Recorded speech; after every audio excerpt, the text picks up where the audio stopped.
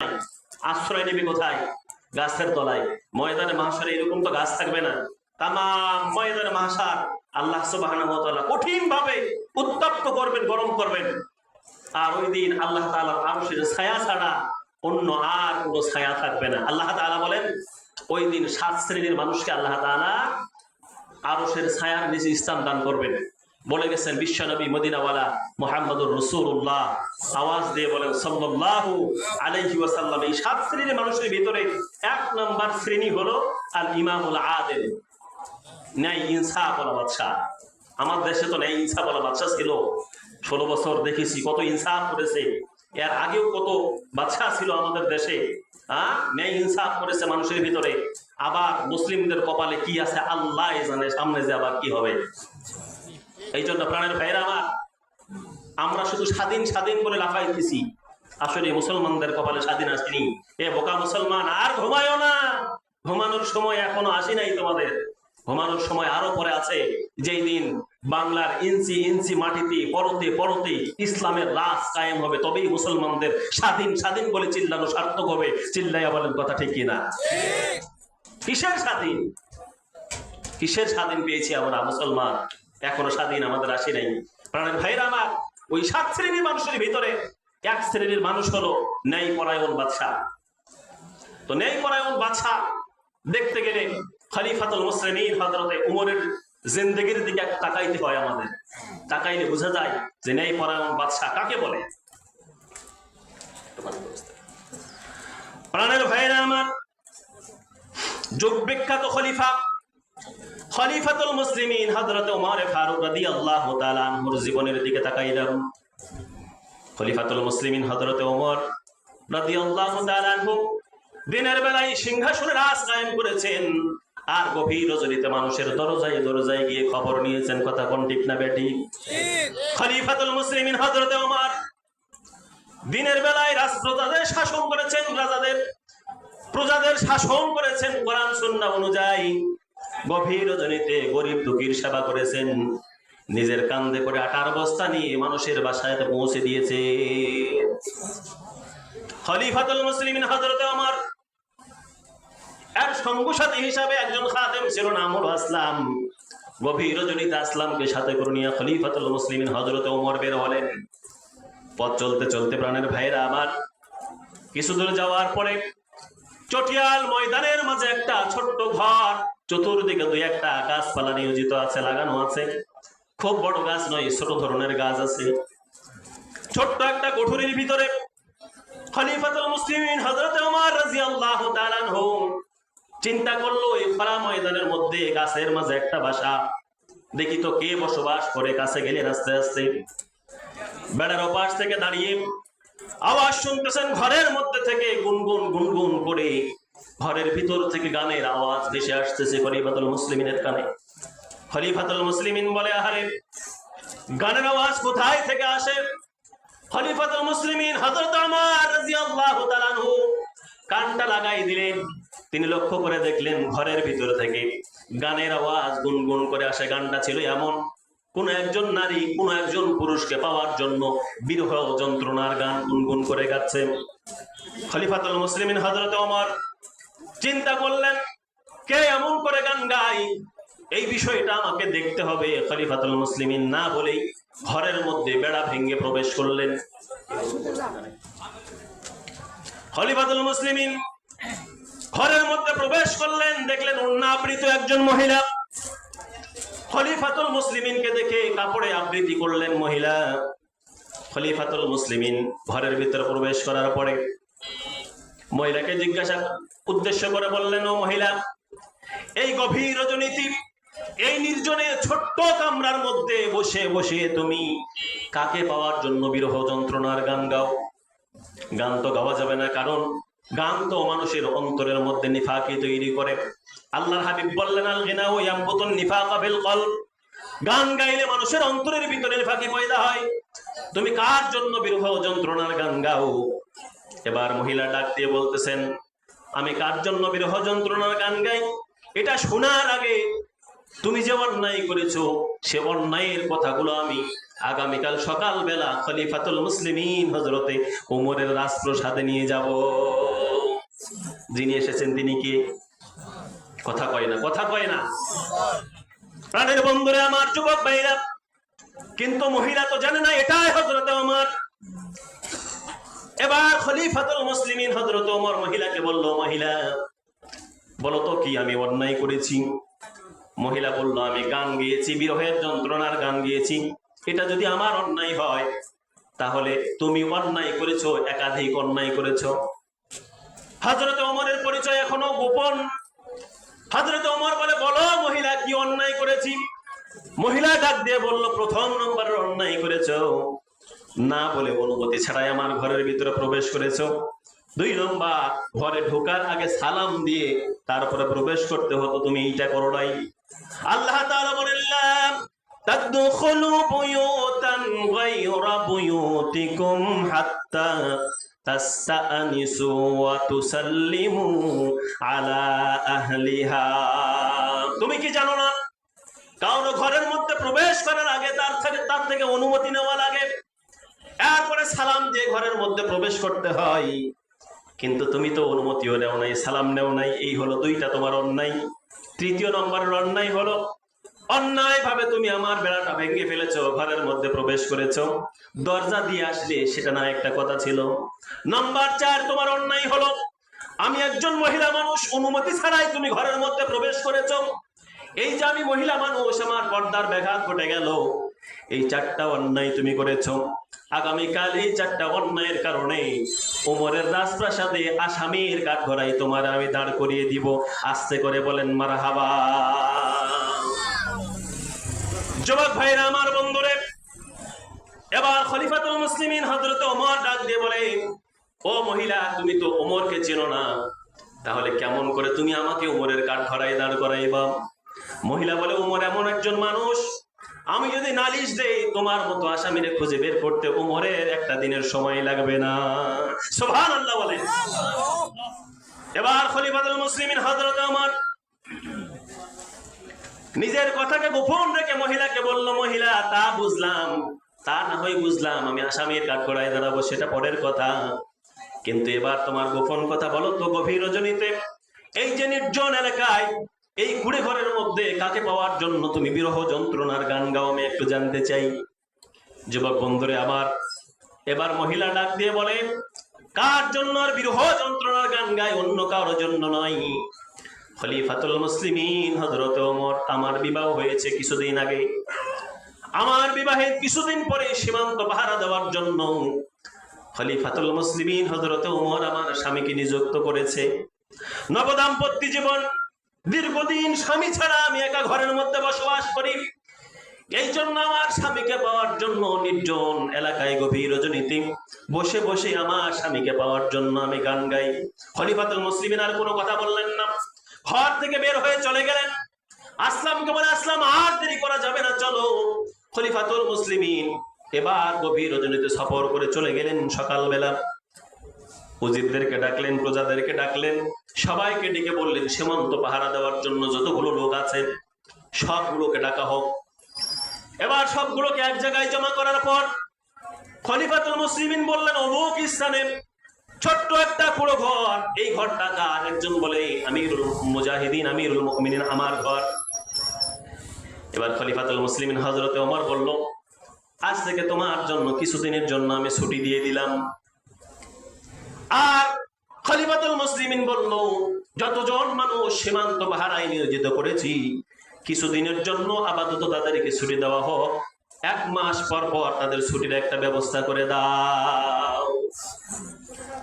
সকালবেলা এবার মহিলা চলে এসেছে খলিফাতুল মুসলিমিন হযরত ওমরের কাছে নালিশ দেওয়ার জন্য। মহিলা এসে অবাক, তাকে দেখে রাজপ্রাসাদে যিনি বসা তিনি আর কেউ নয়, গভীর রাতের সেই যুবক, তিনি হলেন খলিফাতুল মুসলিমিন হযরত ওমর। সুবহানাল্লাহ বলেন।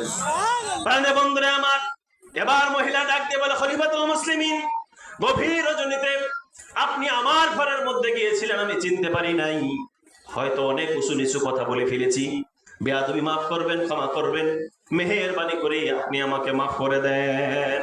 হযরত ওমর বলে, মহিলা, মাফ তো তুমি আমাকে করবা, আমি কেন মাফ করব? হয়তো তোমার হক নষ্ট করেছি তোমার স্বামীকে সীমান্ত পাহারা দিয়ে, এই জন্য আল্লাহর আসামির কাঠগড়ায় যেন আমাকে দাঁড়াতে না হয়, এই জন্য মেহেরবানি করে তুমি নিজের থেকে আমাকে মাফ করে দাও। চিন্তা করেছেন? চিন্তা করেছে কেমন নেতা? আর আমাদের নেতারা ভোটের আগে মানুষের পায়ে সালাম, ভোটের পরে মানুষের সাথে আর দেখা নাই, যত প্রকারের জুলুম করার দরকার। কথা বলেন ঠিক কি না? কথা কয় না, কথা কয় না।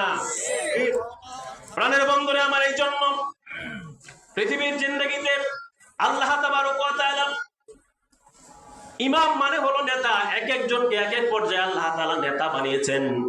কাউকে বা দেশের জন্য নেতা বানিয়েছেন, কাউকে সমাজের জন্য নেতা বানিয়েছেন, কাউকে পরিবারের নেতা বানিয়েছেন, কাউকে প্রতিষ্ঠানের নেতা বানিয়েছেন। আল্লাহ তাআলা বললেন, বান্দা, সব নেতারা যদি দুনিয়ার জমিনে ইনসাফ ওয়ালা হয়, ইনসাফ কায়েম করতে পারে, আমার আল্লাহ তাআলার হাবিব মদিনাওয়ালা বলেছেন, ময়দানে মাশরে আরশের ছায়ার নিচে আল্লাহ তাদের স্থান দিয়া দিবে। সুবহানাল্লাহ। এই জন্য বন্ধুরে আমার, প্রত্যেকটা জিম্মাদারি সম্পর্কে আল্লাহ তাআলা ময়দানে মাশরে সব মানুষদেরকে জিজ্ঞাসা করবে। অনেক মানুষ আবার সংসারের বোঝা পেয়ে সংসারের নেতা হয়ে সংসারের মানুষের উপরে জুলুম করে, আছে না নাই? ভাই হয়ে বোনের উপরে জুলুম করে, আছে না নাই? ভাই হয়ে ভাইয়ের উপরে জুলুম করে, আছে না নাই? বন্ধুরে আমার, প্রত্যেকটা জুলুমের ফল ময়দানে মাশরে আল্লাহর দরবার, আল্লাহর কাঠগড়ায় দাঁড়িয়ে কিন্তু হিসাব দেওয়া লাগবে। আল্লাহর হাবিব বললেন, ওই দিন আরশের ছায়া ছাড়া আর কোনো ছায়া থাকবে না। মানুষ হয়রান হয়ে যাবে, পেরেশান হয়ে যাবে, লুকানোর মতো কোনো জায়গা থাকবে না, মানুষ দৌড়াইতে থাকবে আল্লাহর দিকে বাঁচার জন্য। বন্ধুরে আমার, সেই দিন এক নাম্বার হলো ন্যায়পরায়ণ বাদশা যারা হবে তাদেরকে আল্লাহ তাআলা শান্তির জায়গা দান করবে। আস্তে আওয়াজ দিয়ে বলেন সুবহানাল্লাহ। ভাইরা আমার, নাম্বার 2, হাতের মধ্যে একবারই সময় শর্ট। 2 নম্বর হলো আল্লাহর হাবিব সাল্লাল্লাহু আলাইহি ওয়াসাল্লাম বললেন, ওয়াশাবুন নাশাআ ফি ইবাদাতিল্লাহ। 2 নম্বরে হলো ওই সকল যুবক, যে সকল যুবকের যৌবনকালটা আল্লাহর রাস্তায় ব্যয় করেছে। সুবহানাল্লাহ বলবেন। আর আমাদের বর্তমান সময়ের যুবকের অবস্থা কি? বর্তমান সময়ের যুবকের অবস্থা হাইরে অবস্থা। যুবকের মাথার চুলের এক একটা ডিজাইন দেখলে বমি আসে, রুচি নষ্ট করা ডিজাইন। যুবক, এই ডিজাইন নিয়ে আল্লাহর নবীর সামনে দাঁড়াইতে পারবি না রে। এই জন্য নিজেকে, নিজের যৌবনটারে আল্লাহর রাস্তায় ব্যয় করার চেষ্টা কর। পৃথিবীর জিন্দেগিতে যুবক বয়সের ইবাদতটা আমার মহান রবের কাছে এতটা গুরুত্বপূর্ণ ইবাদত। আমার আল্লাহ তাবারক ওয়া তাআলা বললেন, যুবকের একটা সিজদার দাম দুনিয়ার মধ্যে যা কিছু আছে তার চাইতেও মর্তবায় বেশি দামি মনে হয়। সুবহানাল্লাহ বলেন। কোন যুবক যখন যুবকের আল্লাহর কুদরতি সিজদা দান করে, আমার আল্লাহ পাক রব্বুল আলামিনের কুদরতি অন্তরে জোশ মেরে ওঠে। আল্লাহ তাআলা বলেন, বান্দা, এই যুবকের সিজদা যখন আমার পায়ে পড়ে, যুবক যখন আমার বরত্ব প্রশংসা যখন সিজদার মধ্যে বলতে থাকে, আমি আল্লাহ সহ্য করতে পারি না, বান্দার জীবনের গুনাহগুলো আমি আল্লাহ মাফ করে দেই। এই জন্য যুবক বয়সের ইবাদতটা আল্লাহ তাআলার কাছে বেশি দামি। এই জন্য যুবক, তোমার আহ্বান করব, বলবো, যুবক যৌবনকালের সময় রক্ত গরম থাকে, মেজাজটা বড় হট থাকে, আর যুবক বয়সে শয়তান একটু বেশি পিছু লাগে। এই জন্য যুবক, তুমি তোমার যৌবনকালটারে, তোমার যুবক বয়সটারে, তোমার হায়াতটারে আল্লাহর রাস্তায় ব্যয় করতে চাও, ময়দানে মাশার আল্লাহ তাআলা তোমার জন্য শান্তির ব্যবস্থা রেখেছে। সুবহানাল্লাহ বলেন। প্রাণের ভাইরা আমার, নাম্বার 3, ওয়ারাজুলুন কলবুহু মুআল্লাকুম বিল মাসাজিদ। পৃথিবীর ওই সকল বান্দা যাদের অন্তরের ভিতরে মসজিদের মহব্বত থাকে, তার মানে নামাজের মহব্বত থাকে। পৃথিবীতে যে সকল বান্দা হবে নামাজি, তার মানে ফজরের নামাজ পড়েছে, অন্তরের মধ্যে কল্পনা জল্পনা হারে, জোহরের নামাজটা কখন আজান দিবে, জোহরের নামাজটা কখন পড়তে পারবো, জোহরের আজান হয়ে গেল, অন্তরে আর শান্তি ধরে না, বান্দা কখন যাবে, কখন আল্লাহ তাআলার কুদরতি পায়ে সিজদা করবে, অন্তরের মধ্যে প্রশান্তি আসে না। জোহরের নামাজ শেষ হয়ে গেল আসরের জন্য, আসরের নামাজ শেষ হলো মাগরিবের জন্য, মাগরিবের নামাজ শেষ হলো আবার এশারের জন্য, অন্তরের মধ্যে শুধু নামাজের তামান্না থাকে, কল্পনা থাকে। প্রাণের বন্ধুরে আমার, মুয়াজ্জিন যখন মিনারের চূড়ায় আল্লাহু আকবারের ধ্বনি দেয়, মদিনাওয়ালা নবী বলেন, বান্দা আমার প্রকৃত উম্মত যদি হয়ে থাকো, ঘরে বসে থাকো না। কারণ পৃথিবীর জিন্দেগিতে ইসলামের 5টি স্তম্ভের ভিতরে, 5টি খুঁটির ভিতরে এক নম্বর একটা খুঁটি হলো নামাজ। মদিনাওয়ালা নবী আমার যে উম্মতের জন্য নিজের জীবনে এত কষ্ট সহ্য করেছে, মদিনার নবী বলেছেন, আসসালাতু ইমাদুদ্দিন ইসামুল ইয়াকিন রাসূল কুরবাত গুররাতুত তাআত। দিনের খুঁটি হলো নামাজ। নামাজ যার সুন্দর, বাকি আমলগুলো আল্লাহ তার জন্য সুন্দর করে দিবে। জোরে কান সুবহানাল্লাহ। এই জন্য আমাদের মুরব্বীরা বলে গেছেন, পৃথিবীর জিন্দেগিতে কাফের আর মুসলমানের পার্থক্য বুঝবো কেমন করে? কাফের নামাজ পড়ে না, আর মুসলমান মসজিদের মিনারে আজান হয়ে গেলে আর বসে থাকতে পারে না, ঘরে থাকতে পারে না। আল্লাহর হাবিব সাহাবায়ে কেরামদেরকে ডাক দিয়ে বলেন, আমার সাহাবারা, নামাজের আজান যখন মসজিদের মিনারে হয়ে যায়, আজান যখন হয়ে যায়, জামাত শুরু হয়ে যায়, আমার মন চায় একজনকে নামাজ পড়ার কথা বলি, আর একজনকে বলি কিছু খড়ি জোগাড় করো। যে মানুষগুলো জামাত ছেড়ে এখনো ঘরের মধ্যে বসে আছে, তাদের ঘরে আমি আগুন জ্বালাইয়া দেই। সুবহানাল্লাহ বলবেন।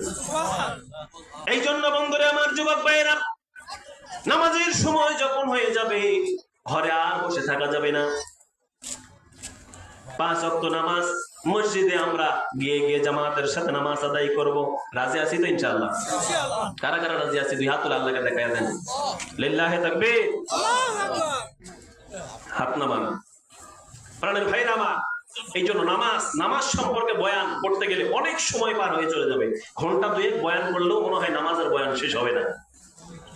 একটা কথা না বললেই নয়, আপনার নবী, আমার নবী, মদিনাওয়ালা সরকার কায়নাত সাইয়্যিদুল কাওনাইন মদিনাওয়ালা নবীজি আমার বলেন, এই নামাজের জন্য শেষ প্রান্ত, শেষ সময়, আমার মৃত্যুর আগ পর্যন্ত সময় নামাজের জন্য উম্মতের আমি তাগিদ দিয়েছি, আমার সাহাবায়ে কেরামদেরকে তাগিদ দিয়েছি। আল্লাহর নবীর ইন্তেকালের সময় নবী আমার জামাতে হাজির হইতে পারেন নাই, চোখের পানিগুলো ঝরে ঝরে পড়ে। আম্মা জান আয়েশা বলেন, ইয়া রাসূলুল্লাহ, আপনি কাঁদেন কেন? আমার মদিনাওয়ালা নবী বলেন, আয়েশা রে, আমি এই জন্য কাঁদি, তাকায় দেখো মদিনার মসজিদ নববীর মধ্যে আমি নবী হাজির হইতে পারি নাই, কিন্তু আমার সাহাবায়ে কেরামরা জামাতের সাথে নামাজ আদায় করতেছে। আয়েশা, এটা আমার দুঃখের কান্না নয়, এটা আমার খুশির কান্না।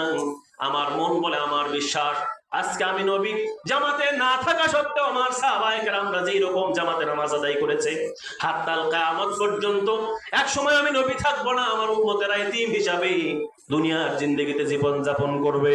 ওই সময় আমার বিশ্বাস, আমার উম্মতেরা আজান মসজিদে হয়ে গেলে উম্মতেরা জামাতের সাথে নামাজ পড়বে। জোরে কোন সুবহানাল্লাহ। এই জন্য ভাইরা আমার, অন্তরের ভিতরে নামাজের তামান্না থাকতে হবে। আজান হয়ে গেছে, মসজিদে যাইতে পারো নাই, যেখানে সময় হয়েছে সেখানে ওযু করে আল্লাহর কুদরতি ভাই সিজদা দাও। পারা যাবে তো ইনশাআল্লাহ? আল্লাহ আমাদের পাঁচেগাম নামাজ হিসাবে কবুল করুন, বলুন আল্লাহুম্মা আমিন। কয় নম্বর গেল?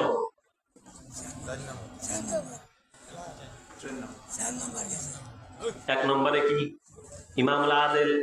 2 নম্বরে শাবুন নাশা ফি ইবাদাতিল্লাহ। 3 নম্বরে রাজুলুন কলবুহু মুআল্লাকুম বিল মাসাজিদ। এখন শুরু হবে 4 নম্বর। গেছে কয়টা? এখন শুরু হবে কয় নম্বর? আর জোরে বলেন না কেন, কয় নম্বর? বাড়ারে ভাইরা আমার, 4 নম্বর, রাজুলান তাহাব্বা ফিল্লাহি ইজতামা আলাইহি ওয়া তাফাররাকা আলাইহি। 2 জন মুসলমান পরস্পরে মুহাব্বত করবে একমাত্র আল্লাহর জন্য। আবার যদি কারোর সাথে শত্রুতায় নিমজ্জিত হয়, কার জন্য? ভালোবাসা হবে আল্লাহর জন্য, শত্রুতাও হবে কার জন্য? জোরে কোন। আমাদের ভালোবাসা সবই যেন হয় মহান রবের জন্য। বলেন সবাই, আমাদের ভালোবাসা সবই যেন হয় মহান রবের জন্য। রাখব ঘৃণা গুলো তাও যেন হয় শুধু প্রভু তোমার জন্য। ভালোবাসি বাসি ভালো, ভালোবাসি শুধু তোমাকে।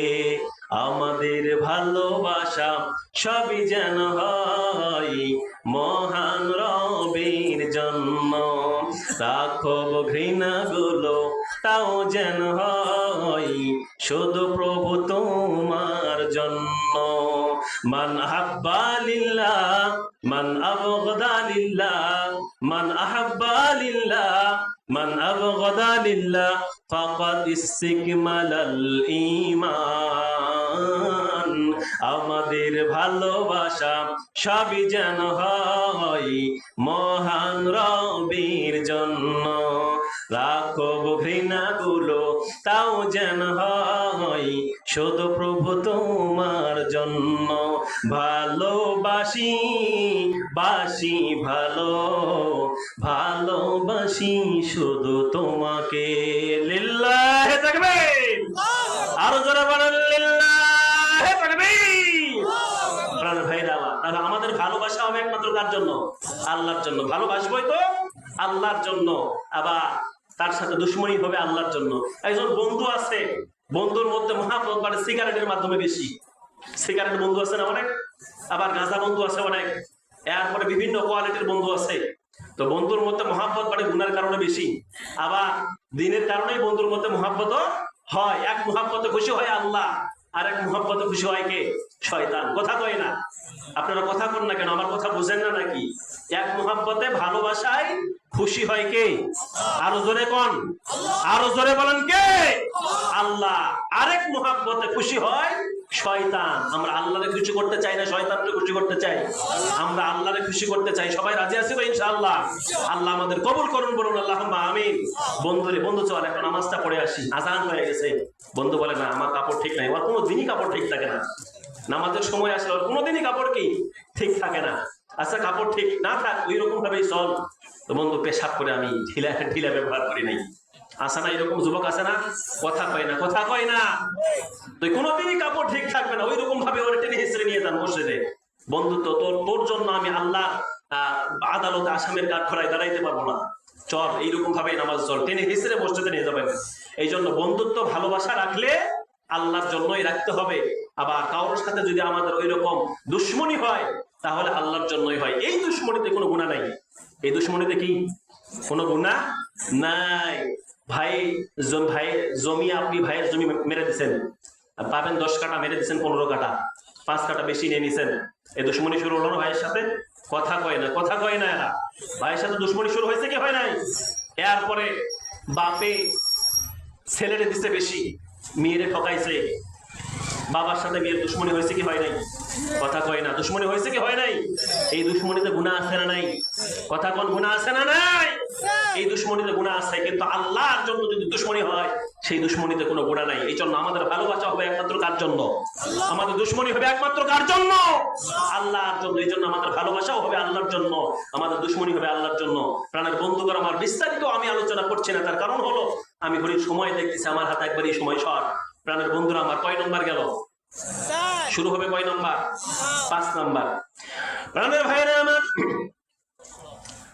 5 নম্বর আল্লাহ নবী বলেন ওয়ারাজুলুন তালাবাতুহু ইমরাতুন যাতু মানসিবিন ওয়া জামালিন ফাকালা ইন্নী আখাফুল্লাহ।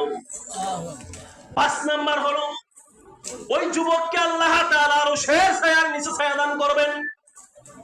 মদিনাওয়ালা নবী বলে গেছেন, কোন সম্ভ্রান্ত পরিবারের মেয়ে, সুন্দরী রমণী যদি কাউরে গুনার জন্য আহ্বান করে জেনার কাজে ডাকে, আর বান্দা যদি জেনাতে লিপ্ত হওয়ার আগে বলে ইন্নী আখাফুল্লাহ, আমি ভালোবাসি আমার আল্লাহরে, তাহলে আল্লাহ তাআলা ময়দানে মাশরে তাদেরকে স্থান দান করবেন আরশের ছায়ার নিচে। জোরে কোন সুবহানাল্লাহ। আর আস্তে কোন, মানুষে যেন শুনে ডর করে, আস্তে বলেন সুবহানাল্লাহ। আপনারা বন্ধুরে আমার, বিশাল একটা ওয়াকিয়া আছে বুখারীর বর্ণনা, 3টা বলার কোনো সময় হলো না, সর্বশেষটা বললাম। প্রাণের বন্ধুরা আমার, বনি ইসরাইলের একজন ব্যক্তি, 3 জন মানুষ যারা পথ চলতেছিল, হঠাৎ করে প্রখর বাতাসের ভিতরে, এবার তারা লুকায়িত আশ্রয় গ্রহণ করলো একটা গর্তের ভিতরে। বিশাল বড় একটা পাথর এসে মুখের মধ্যে আটকে গেল, বের হওয়ার মতো কোনো বুদ্ধি নাই, সবাই অন্ধকারের মধ্যে পতিত হয়ে গেছে। একজন বন্ধু আরেকজন বন্ধুরে ডাক দিয়ে বলে, বন্ধু আমাদের তো বিপদ, জিন্দেগিতে যদি কোনো ভালো কাজ করে থাকি তাহলে এই ভালো কাজের জন্য আল্লাহর দরবারে আমরা একটু মিনতি করি, হয়তো আল্লাহ তাআলা আমাদের একটু হলেও বের করার মতো সুযোগ দিবে। বন্ধুরে আমার, দুইজনের কথা বলার সময় হলো না। দুইজন তাদের নিজের ভালো কাজের জন্য আল্লাহর দরবারে ভালো কাজটাকে তুলে ধরে আল্লাহকে বলছে, আল্লাহ এই কাজটা যদি আমি তোমাকে ভালোবেসে তোমার ভয়ে করে থাকি, আল্লাহ মেহেরবানি করে আকাশ দেখা যায় পরিমাণ পাথর তুমি আমাদের সামনে থেকে সরিয়ে দাও। আল্লাহ তাই দিয়েছেন। নাম্বার 3, যুবক ডাকতে বলে, আল্লাহ আমার জীবনে একটা কাজ হয়েছিল, আমার চাচাতো বোনরে আমি গুনার জন্য আহ্বান করেছিলাম, জেনার জন্য আহ্বান করেছিলাম, কিন্তু দিনার না দেওয়ার কারণে সে জেনার সাথে আবদ্ধ হয়ে নাই। আমি কষ্ট করে দিনার জোগাড় করলাম, তার হাতেও দিলাম, জেনা করার জন্য তার 2 উরুর মাঝে আমি বসে গেলাম। আমি জেনা করবো, ইন দ্য মিন টাইমে ভয় এসেছে, আল্লাহ তোমার ভয়। আল্লাহ আমি সেখান থেকে জেনা না করে উঠে এসেছি। আল্লাহ এই কাজটা যদি আল্লাহ খালিসলি ওয়াজিল্লাহ তোমার ভয়ে করে থাকি, আল্লাহ মেহেরবানি করে পাথরের বাকি অংশ টুকরাও তুমি আমাদের সামনে থেকে হটায়া দাও। আল্লাহ রব্বুল আলামিন মানুষের অন্তরের খবর জানে। আল্লাহ পাক রব্বুল আলামিন তার এই ভালো কাজের কারণে আল্লাহ তাবারক ওয়া তাআলা জেনার থেকে আল্লাহর ভয়ে ফিরে আসার কারণে আল্লাহ বাকি অংশটুকু সরিয়ে দিলেন। চিৎকার দিয়ে বলেন সুবহানাল্লাহ। এই জন্য আল্লাহ তাআলা বলেন, বন্ধুরে আমার, যদি পৃথিবীর জিন্দেগিতে কোনো যুবক জেনা থেকে ফিরে আসতে পারে, যদি তাই সে বলে ইন্নী আখাফুল্লাহ, আমি ভয় করি আমার আল্লাহরে, আল্লাহ বলছেন, বান্দা লা তাহজান, ভয় টেনশনের কোনো কারণ নাই, ওয়ালা তাখাফ, ভয়ের কোনো কারণ নাই। ময়দানে মাশরে আমার আল্লাহ পাক রব্বুল আলামিন বান্দা কঠিন বিভীষিকাময় আযাবের সময় তোর জন্য আল্লাহর আরশের ছায়ার নিচে আল্লাহ তোর স্থান রেখেছেন। জোরে বলেন সুবহানাল্লাহ, আরো জোরে বলেন সুবহানাল্লাহ। প্রাণের বন্ধুরে আমার, এই জন্য দুনিয়া মুহাব্বতে পড়িয়া, দুনিয়ার মায়ায় পড়িয়া জিন্দেগিটা আস্তে আস্তে আমাদের শেষ হয়ে যাচ্ছে। রাত যায় দিন যায়, দিন যায় রাত যায়, করতে করতে জিন্দেগির হায়াত বান্দা আমাদের ফুরিয়ে চলে যাচ্ছে। এক সময় মৃত্যুর দ্বার প্রান্তে আমরা পৌঁছে যাব। এই জন্য প্রাণের বন্ধুরে আমার, দুনিয়া থেকে যাওয়ার আগেই আমাদের জিন্দেগিটা আল্লাহর কাজে লাগার দরকার আছে না নাই? আরো জোরে চিৎকার দিয়ে বলেন, আছে না নাই? জিন্দেগি তোর যাইরে ফাঁকি দিয়া রে সোনার আদম, জিন্দেগি তোর যাই ফাঁকি দিয়া, জিন্দেগি তোর যাইরে ফাঁকি দিয়া রে সোনার আদম, জিন্দেগি তোর যাই ফাঁকি দিয়া। ও আদম রে,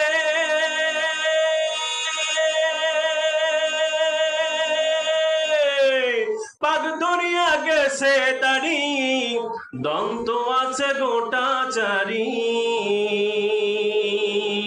সমন জারি গিয়াছে করিয়া রে সোনা আদম, জিন্দেগি তোর যাই ফাঁকি দিয়া, জিন্দেগি তোর যাই রে ফাঁকি দিয়া রে সোনার আদম, জিন্দেগি তোর যাই ফাঁকি দিয়া। ও আদম রে,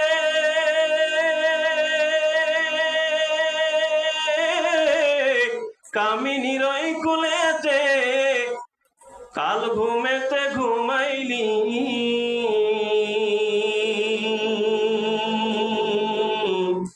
নিশি রাত্রি কাটাইলি তুই ঘুমায়া ঘুমায়া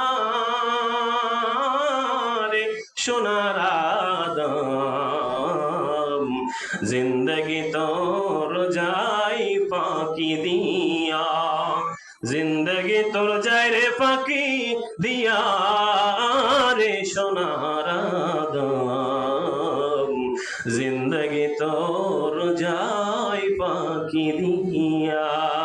যেরকম মারহাবা। বন্ধুরা, প্রধান মেহমান স্টেজে চলে এসেছে। আল্লাহ সুবহানাহু ওয়া তাআলা অগোছানো দুটি কথা মুখ দিয়ে বের হলো, ভুলগুলো আমার পক্ষ থেকে, সঠিকগুলো আল্লাহ সুবহানাহু ওয়া তাআলার পক্ষ থেকে। আল্লাহ তাআলা যেন আমাদের কবুল করেন, আমল করে ইহকালের শান্তি পরকালের মুক্তি তথা কল্যাণ যেন আমরা বয়ে আনতে পারি। আল্লাহ সুবহানাহু ওয়া তাআলা সেই তৌফিক দান করেন, আমাদের সবাই কবুল করেন, সবাইকে কবুল করেন, বলুন আল্লাহুম্মা আমিন। নাসরুম মিনাল্লাহি ফাতহুন করিব ওয়া বাশশিরিল মুমিনিন। আমার জন্য দোয়া করবেন, আপনারা ভালো থাকবেন, সুস্থ থাকবেন, সকলের দীর্ঘায়ু কামনা করে আজকের মতো এখানেই সমাপ্তি। আসসালামু আলাইকুম ওয়া রাহমাতুল্লাহি ওয়া বারাকাতুহু। পড়ে যাবে, এটা ধরো পড়ে যাবে। মাশাআল্লাহ, জাযাকাল্লাহ। হযরত এতক্ষণ থেকে আপনাদের সামনে কোরআন ও হাদিস থেকে খুব মূল্যবান তাকরীর উপস্থাপন করেছেন। আমরা ওনার নসিহতকে যদি আমরা আমলে কাটাইতে পারি তাহলে হতে পারে আমাদের জন্য নাজাতের জরিয়া। সুরহট্টি শাহ মখদুম নুরানী হাফিজিয়া মাদ্রাসার প্রত্যেক বছরের ন্যায় এবারও 2 জন হাফেজে কোরআনকে দস্তরে ফজিলত প্রদান করা হবে ইনশাআল্লাহ। প্রথমে যাকে পাগড়ি প্রদান করা হবে হাফেজ ইব্রাহিম, স্থান সুরহট্টি মাদ্রাসা পাড়া, পিতা মোহাম্মদ করিম হোসেন।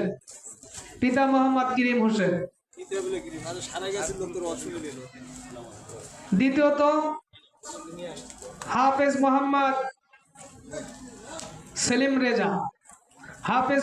সেলিম রেজা, গ্রাম কালীনগর পোরশা, পিতা মোহাম্মদ ফারুক।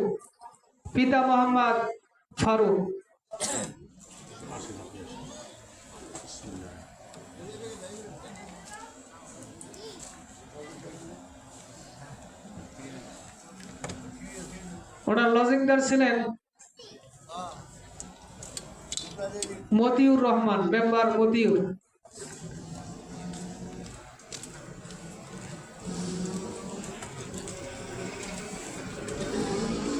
এখন লজিংদারকে পাগড়ি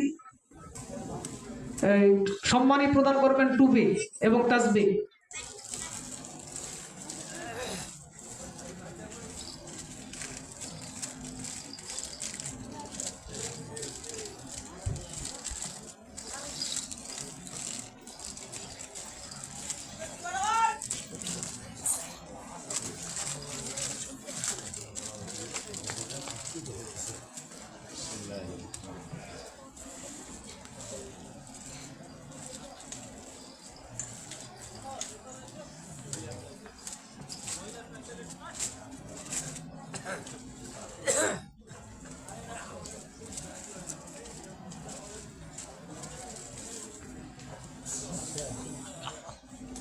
পাগড়ি প্রদানকারী ছাত্রদের পক্ষ হইতে মাদ্রাসার কেশিয়ার আলহাজ মুসলিম উদ্দিন শাহ, তাকে কিছু সম্মানী তাসবিহ এবং টুপি প্রদান করা হইবে।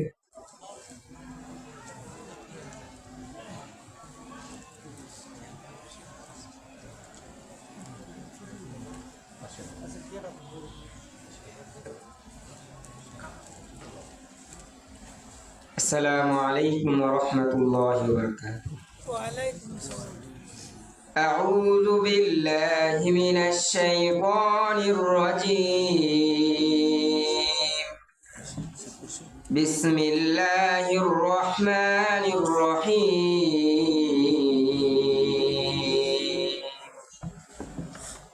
وقد مكر الذين من قبلهم فلله المكر جميعا يعلم ما تكسب كل نفس وسيعلم الكفار لمن عقبى الدار ويقول الذين كفروا لست مرسلا قل كفى بالله شهيدا بيني وبينكم ومن عنده علم الكتاب صدق الله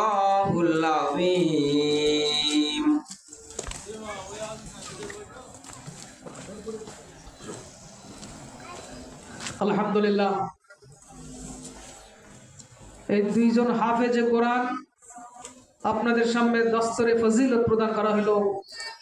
আমরা তাদের জন্য দোয়া করব, তারা যেন মৃত্যুর আগ পর্যন্ত কোরআনুল কারীমের উপর আমল করে, তথা আমরা সবাই কোরআনের কারীমের উপর আমল করে ইমানের খাতায় নাম দিয়ে যেন ইমান নিয়ে কবরে যেতে পারি। সবাই বলে আমিন। এখন সঙ্গীত নিয়ে আসবেন আমাদের মাদ্রাসার দুইজন হাফেজে কোরআন। আপনাদের সামনে সঙ্গীত পেশ করবেন হাফেজ সেলিম রেজা, হাফেজ ইব্রাহিম খান।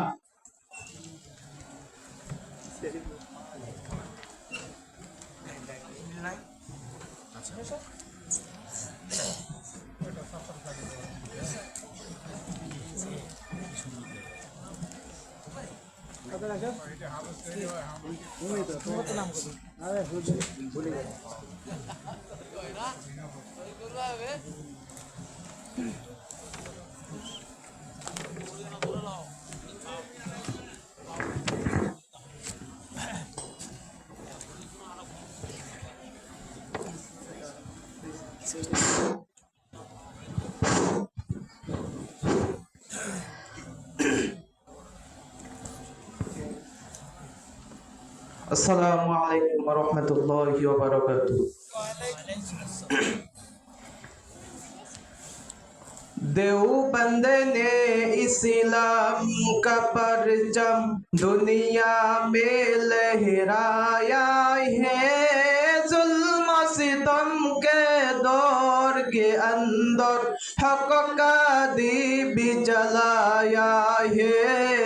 देवबंद ने इस्लाम का परचम दुनिया में लहराया है।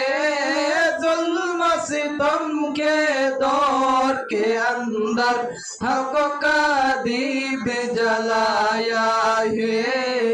देवबंद ने इस्लाम का परचम, देवबंद का तारीख के अंदर हर किरदार निराला है।